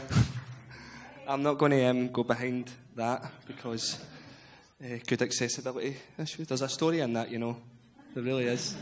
Which kind of brings me to the scoop. I'm here replacing Ricky Billetto, so please apologise for my last minute dash at trying to present something that's pretty good. But I'm really, really happy to be here. And before I left, my editor says to me, he's like, give them a little bit of an insight. Give them an insight. And then he laughed at me on my way out the door.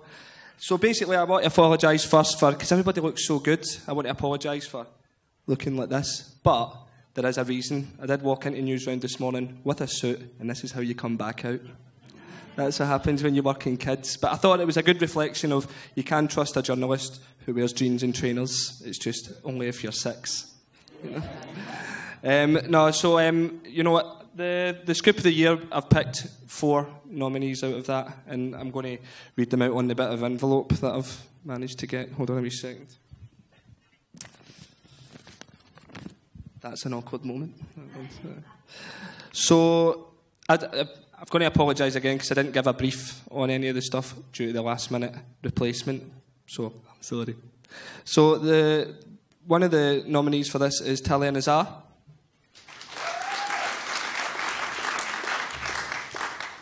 Kate Berry. Is it Emel Chisu Kavaloglu? And also, it's Rennie Bissohong.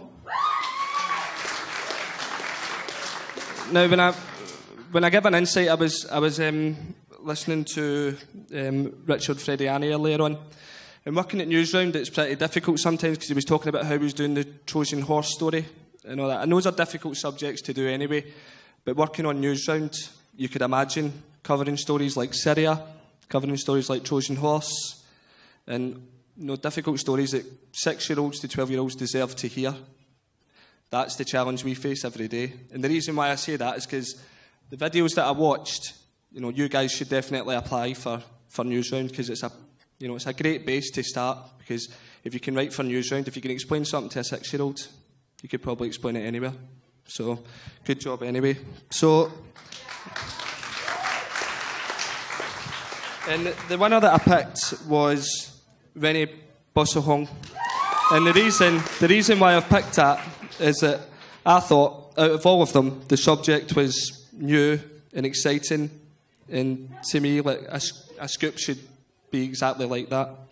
And the good voices and the scenery throughout brought the report to life. I'm not sure if we're going to see them, but it was a fantastic scoop. But if you want to come up and get your award, well done.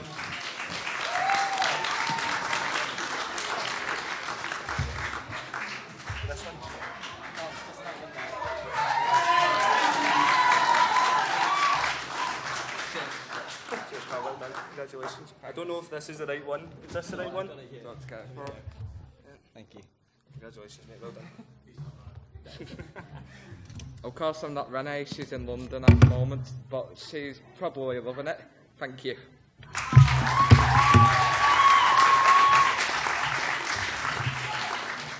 Give it up one more time for Scoop of the Year. And a round of applause for the penultimate award of the evening. Not so fussed. It's the NCTJ Highest Achiever Award. And chatting at the back. Look at you chatting away. Going, oh, he can't remember envelopes. Well, there it is.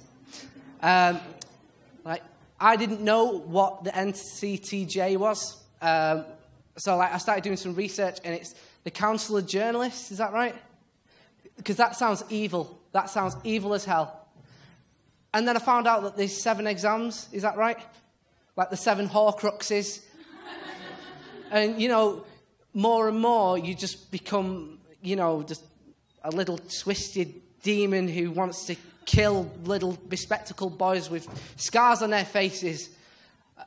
I may be the first person to admit that I went a bit off track with my research.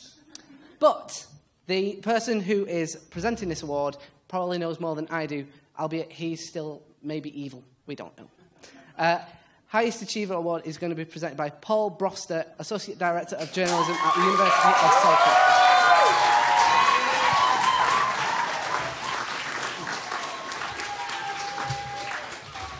Well, I really wish all my lectures started like that, but sometimes maybe. Great, well, first of all, I've got to say thank you all for coming, because thank yous for me before I announce the award. I was asked to help organise this, and to be honest, I've had a very, very easy job, because it's all been done by you, the students. So not only for all your submissions, I think we had about 150 submissions, but also a fantastic team effort to get the awards on tonight. Not only journalism students, I may add, it was students from across the school, which was great, comedy, performance, also BA, TV and radio. We've had graphic design as well, so it's really a testament to the school's skills and quality that we can put on an event like this, so thank you for that. We've also got to thank, of course, our brilliant industry judges. We've taken the mickey out of Richard a bit, but he's a good sport. Also, colleagues in journalism, because behind the scenes, people like Dave and Sarah Jones have put a lot of work in over the year and have helped me with this, which is great. But I just want to say it's all about you tonight, the students, so I think you all deserve a big round of applause.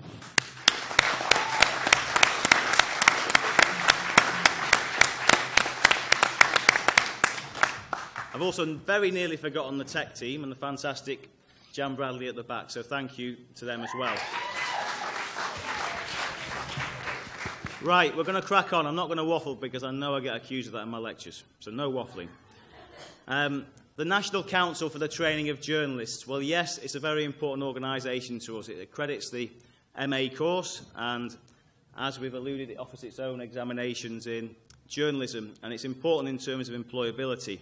So I have an easy task, really, with this, because this award is given to the person who's scored the top mark, so it's based on statistics, really, across those 7 exams. However, the stats only paint a very small picture of this person, because she's an absolutely outstanding student. For example, with her major project in the summer, she travelled to Cambodia independently.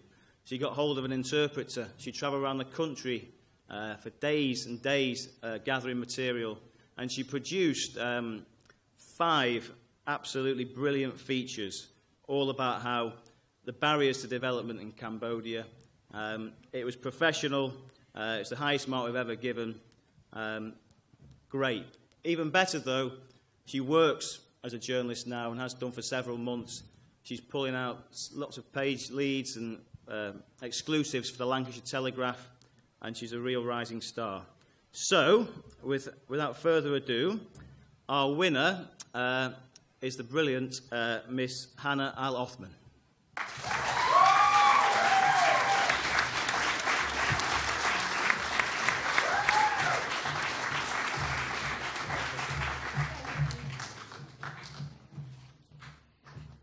I don't want to say very much, just thank you to Paul and Dave and all the tutors. They were absolutely fantastic, and coming to Salford was the best decision that I ever made, especially speaking to some of my colleagues that have gone elsewhere, and I can't thank you enough.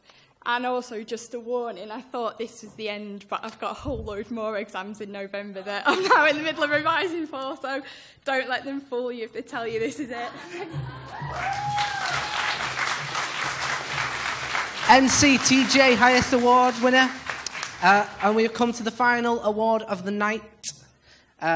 We didn't have the budget for a golden envelope, but I'd have forgotten it anyway. This here was the only award that I got censored on. I got told, you're not allowed to make fun of Eddie Lowey. So all I've got to say is he's just, you know, one of those just... So yeah, that's what I've got to say about him. And the person who's presenting this award is Richard Frediani. the Richard Frediani Award. Now, it's going to be presented by the programme editor of ITV News at 6:30 p.m, Richard Frediani. I wasn't meant to be presenting this award. It was meant to be presented by Eddie Lowey, but Eddie Lowey's stuck on the Isle of Man, and I'm here. Eddie Lowey's also very rich, and I'm not. This final award has been decided by the tutors, and it goes to a student who I will leave their name until the end of it, but you'll probably work it out rather than give the name right at the start. This student will graduate with a first-class honours, which in itself is a fantastic achievement as somebody who got a Desmond when I did an economics degree many years ago, a 2-2 for those of you that don't get that. But this student will graduate with a first-class honours this summer and has been an outstanding student throughout the programme. When they went to South Africa this year with other students as part of a university project with One World Media, they used tremendous initiative to secure accreditation for the Oscar Pistorius trial and ended up staying for several weeks, landing freelance work to provide copy for a range of titles, including the Huffington Post and the Mirror. In addition, they were a successful editor of the university's own news website, Quays News, a news editor of the university's Salford Advertiser project, leading a team of students in producing 2 pages every week for the Advertiser. On top of this, they produced an outstanding major print project in their final year, showing genuine journalistic tenacity and bravery to compile a series of compelling features from South Africa, tackling tough subjects, including rape and domestic violence. I guess, by the applause that there have already been, that most of you have worked it out, but altogether, a huge well done to what says here, the brilliant, and I'm sure that is truly meant, the brilliant Cassandra Ward, the Year 3 BA journalism student.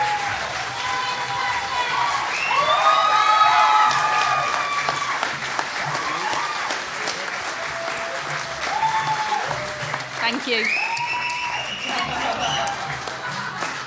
Give it up for the winner of the Eddie Lowey presented by Richard Frediani Award. Have you had a good night tonight? Have we had fun? Have we been entertained? Well, we got one final piece of entertainment by Lucy Logan, some music for your entertainment.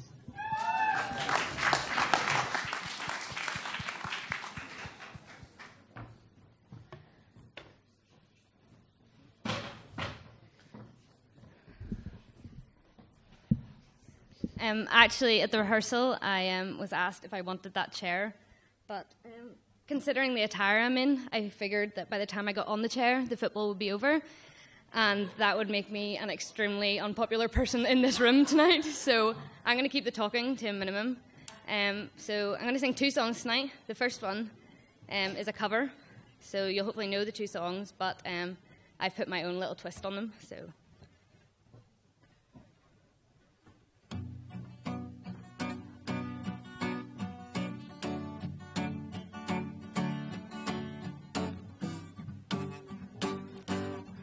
Hands are sweating. I remember when I lost my mind. There was something so pleasant about that place. Even your emotions had an echo in so much space. And when you're out there without care, maybe I was out of touch. But it wasn't because I didn't know enough. I just knew too much. But I wanna sing, I wanna shout, I wanna scream till the words dry out, So put it in all of the papers. I'm not afraid they can read all about it, read all about it. Oh, oh, oh, oh, oh, oh, oh, oh, oh, oh, oh, oh. So come on now, who do you think you are? No, bless your soul. You think you're in control. Well, I wanna sing, I wanna shout, I wanna scream till the words dry out. But does that make me crazy? Does that make me crazy?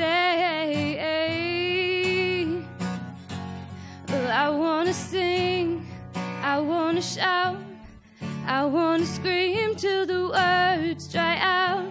But does that make me crazy? Does that make me crazy? Well, I think you're crazy. Well, I think you're crazy. Well, I think you're crazy. Just like me,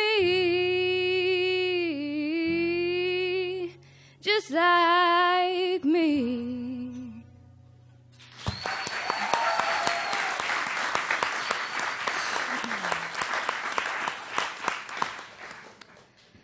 Man, it's warm up here. Yeah, so the second song I've got is actually an original. I started songwriting about a year ago, and it went from being a hobby into a passion without sounding extremely cheesy. But this song is in a different capo. This song is actually based on a true story.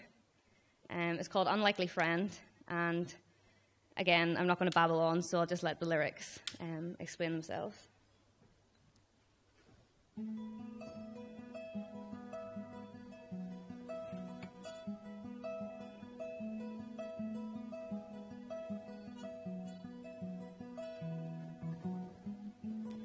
Just a girl on her own, a new place, a new day, a million miles from home.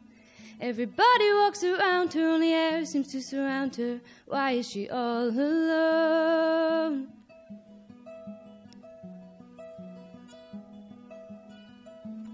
She's by herself on a bus full of girls, makes no fuss, but no one seems to care.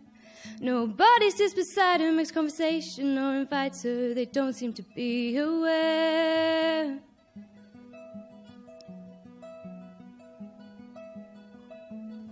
That the rain rolling down the window could be taken as a symbol of the tears streaming down her face.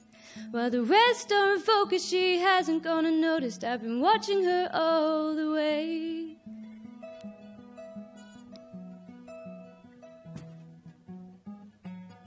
Blue eyes, blonde hair, and a smile that's contagious. It follows her everywhere.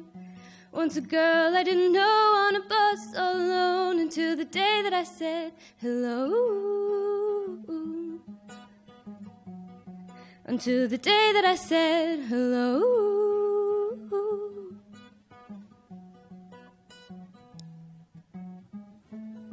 Then one day, if I remember, it was a cold day in November, I asked her if she was okay. She looked at me, taken aback, couldn't believe I'd asked her that, but she smiled when she walked away.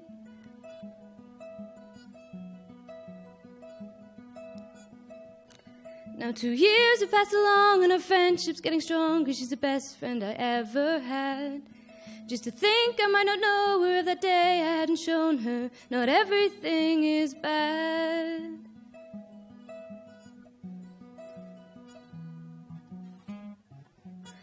Blue eyes, blonde hair, and a smile that's contagious. It follows her everywhere. Once a girl I didn't know on a bus all alone, until the day that I said hello.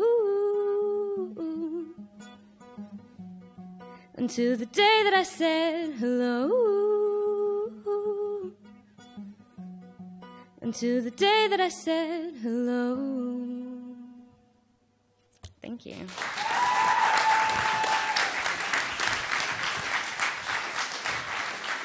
That there was Lucy's first time performing in front of a live audience.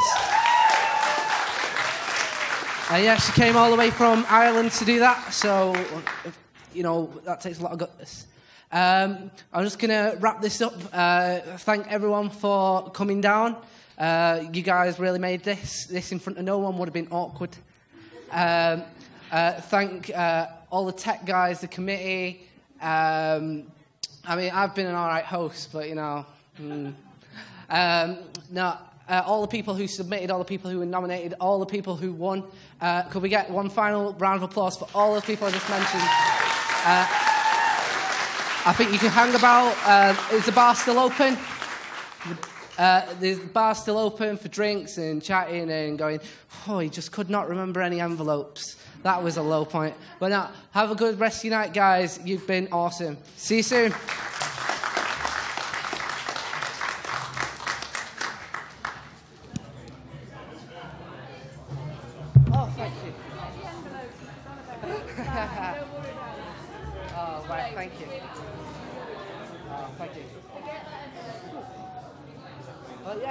Well, when you do the 2015 one, you know where this guy is. Yeah. Bob. Yeah, sounds pretty awesome. I might see what it's like. I'm yet to get the report. I'm worried that the night could be horrendous. You know when you've done loads and loads of comedy gigs, I'm sure you'll agree, you kind of start seeing signs before the night even starts whether or not it's going to be a good gig. And for that night, I've already seen some warning signs. Oh, thank you very much. You're looking very dapper. Yeah, I've had the cheers for that. Thank you very much. Can I leave you with one of those? Is that alright? Give me a few if you want. Yeah, yeah. Oh, would you? Would you do? These people should know who people are. I don't know why you didn't get it, but best online, and I think that was Great event. absolutely lovely. Yeah, I smell something to not make me. And then on this Saturday, I won't be there. There we go, yeah. Yeah, of course, yeah. Well done. Thank you. Great event. Thank you. See you soon. Thank you for just before I went away. Bye-bye. We're still waving.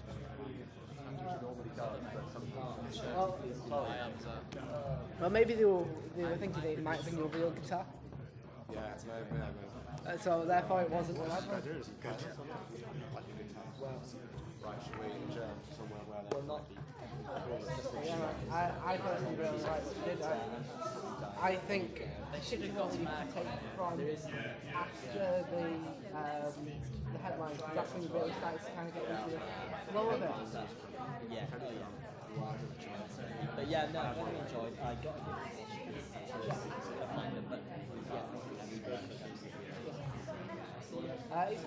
but yeah, like if you edit that from, if you take the editing of me and producing and then